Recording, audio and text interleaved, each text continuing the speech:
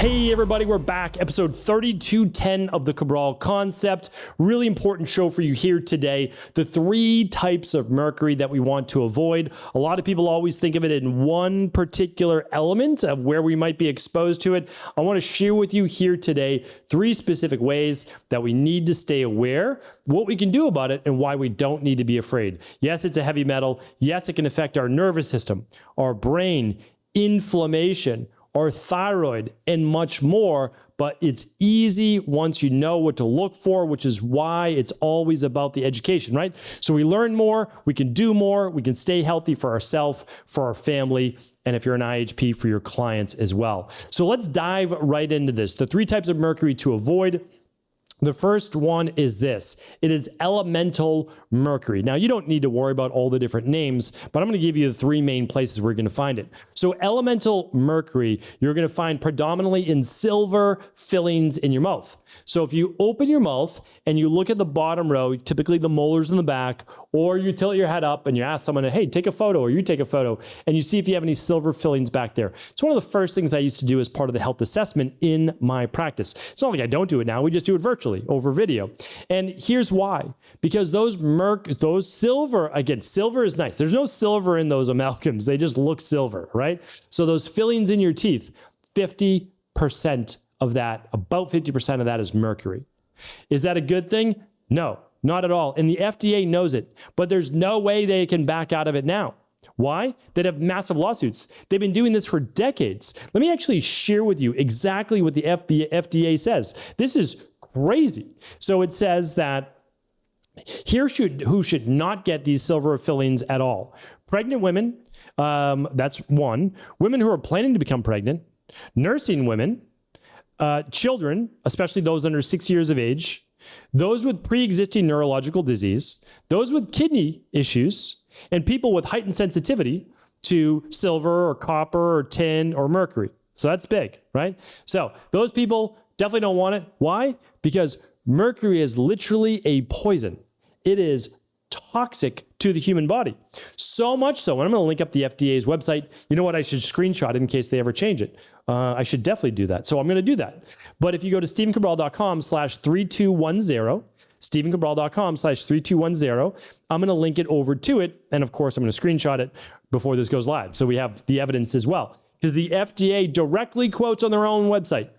The FDA, meaning themselves, does not recommend anyone remove or replace existing amalgam fillings in good condition unless it is considered medically necessary by a healthcare professional.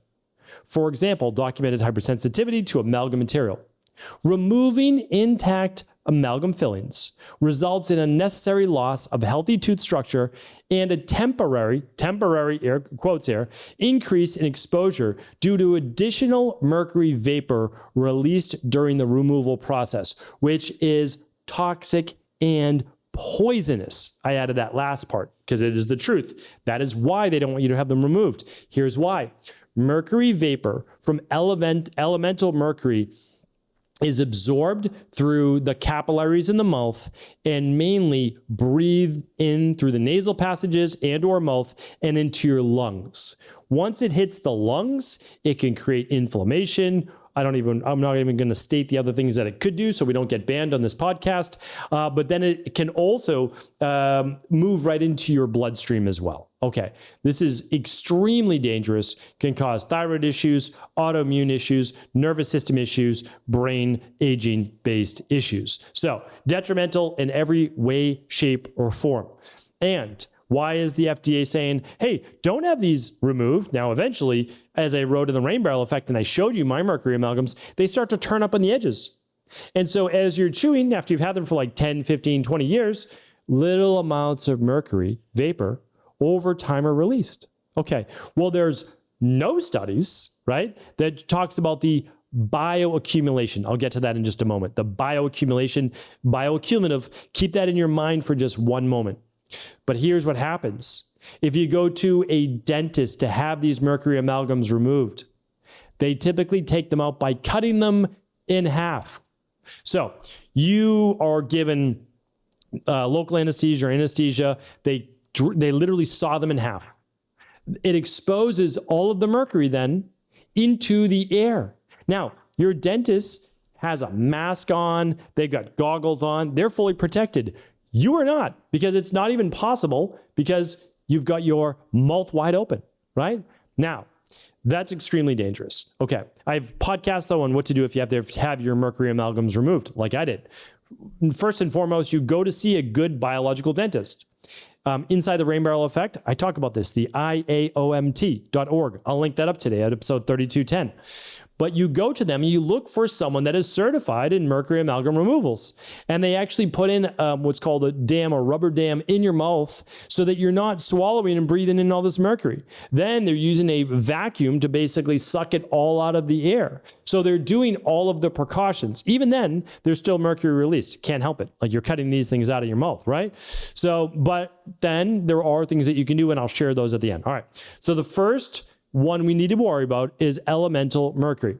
I typically, again, I'm not giving medical advice, medical cures, medical treatment plans, or medical education, whatever you want to call it, anything medical, right? Okay. So here's the thing though.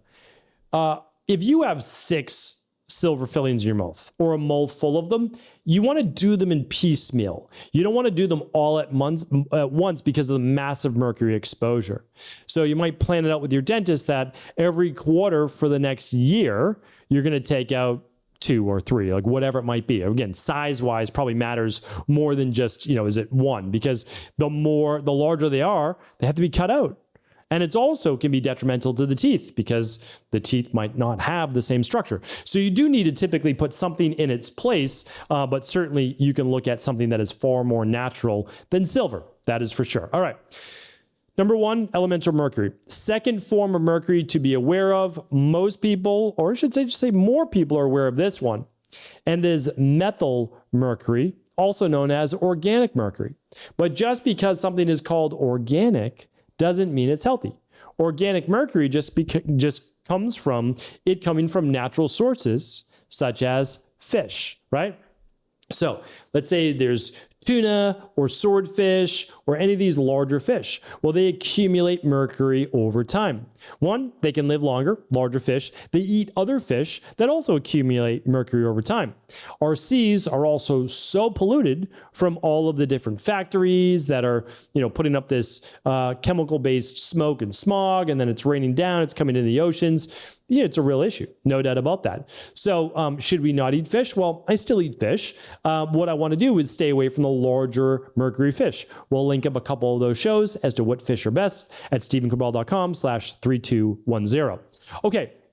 So that's the organic form, methylmercury. Want to be careful. Tuna, really no more than once a month, twice maximum. Same for any of the larger fish. Small fish, totally fine to have them multiple times per week, especially the ones like sardines and anchovies and mackerel, even wild salmon, since it doesn't eat other larger fish. What else is another good one? Trout, wild trout can be a great one for omega-3s as well. Okay, so we've got that. We're going to stay away from our, we're not going to have new silver fillings put in. We're going to have more natural non-mercury ones. We're going to stay away from the larger fish, right? Because that can accumulate as well. And the third one, luckily, it's not as bad as it used to be, but keep in mind, 30, 40 years ago, all these things were around and it was wild the amount of mercury people were being exposed to. Okay, so mercury chloride and mercury compounds were much more prevalent in cosmetics, in fungicides used in farming, in disinfectants. Now they're less likely to be used, at least in the United States and much of Europe, but sometimes there can still be that residue, no doubt about it. Mercury or mercuric, they just typically say mercuric sulfide, is used in some medicines. So do keep that in mind. Sometimes there is a little bit of mercury in certain medicines. I can't talk about it on the podcast, but certain injections could have mercury as well. I think it's important to at least just know if you're putting mercury in your body. There's also, which luckily isn't being used anymore, you might have heard the term back in the day, little Alice in Wonderland, mad as a hatter. So they used mercuric nitrate used in the hat making process, which of course was being breathed in and absorbed, which is an issue. Batteries, so that's why they always say, be careful with batteries. Batteries that are leaking, anything like that, you gotta get rid of them. You gotta dispose of them safely. That's the mercuric oxide. That's an issue. Believe it or not, even some like lights have it, which is pretty wild still. And then the last one is much more rare. It's basically used in more lab-based processes, and that's mercury sulfate, not the sulfide, but the sulfate. The sulfide would be in some of the medications. Okay, so we've got certain medications, certain cosmetics, maybe certain antiseptics, et cetera, that are used, cleaning agents. Okay, but for the most part, what we need to really focus on as individuals, yes, clean makeup, clean things like that, no doubt about it, but clean food, right? So the fish, but also being careful of the silver amalgams. So what happens if we have them? All right, well, I've got shows on the mercury amalgams of what to do. I've got shows on the fish, but what I want to share with you right now is it's always great to test. So the easiest way to look for mercury is, and it's so pervasive in the environment, is to simply do the minerals and metals test. It's a couple of snips of hair. It's not pulling hair out of your head like some people talk about online. It's literally the same way you find out the same amount of minerals in food, right? So I always give the analogy for lemon. If you get a lemon, you basically incinerate it, so you burn it, you turn it into an ash, and then you look at the mineral content of that ash. You'll see that lemons have high amounts of potassium, and that's how we know lemons are high in potassium. Same thing with your hair, but it's not looking at what some people say, DNA and all that. No, it's only looking at calcium, magnesium, sodium, potassium. It's looking at zinc, and it's looking at copper. It's looking at phosphorus. It's looking at selenium, chromium, but then it's also looking at heavy metals. It's looking at aluminum. It's looking at mercury. It's looking at arsenic. It's looking at lead, and it's looking at cadmium. So it's a great test to run for children ages 3 years old and up. At the end of every year, I run it for my daughters. So I have a New Year's plan for them every January. So we'll be running ours now very, very soon. So I already have them ordered, and we just do a couple snips of hair. Easy, right? You just ship it right to the lab. All the results are third-party tested, and they're also kept completely confidential. So that's an easy one. Run the minerals and metals test. I think we can link that up. We can't link up nutritional supplements, but we can link up lab testing. So let's link that up at stephencabral.com/3210. And then this next one, the heavy metal detox. So this is why you don't need to worry a great amount about it. So if you do have high levels of mercury or aluminum or something like that, you're able to do a natural heavy metal detox. This is something that my whole family does once a year. Really simply put, like just literally once a year, do a heavy metal detox. It's simple, it's straightforward. You can dose it for children or the full amount for adults. I can't link that up, but you can just look up heavy metal detox at stephencabral.com/shop. That takes you over to Equilife. And that's our practice. I mean, that's literally all the protocols in our practice. It's simple. It's straightforward to use. That's what we do. But again, you can always test first and then complete it. Or for those people who don't want to test, you can complete a yearly heavy metal detox for yourself and your family as well.